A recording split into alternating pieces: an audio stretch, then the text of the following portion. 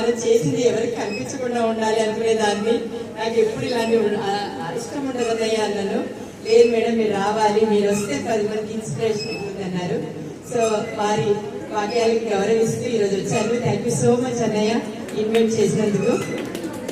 So అన్నయ్య చెప్పి నా పేరు మమత. నేను గత 20 years నుండి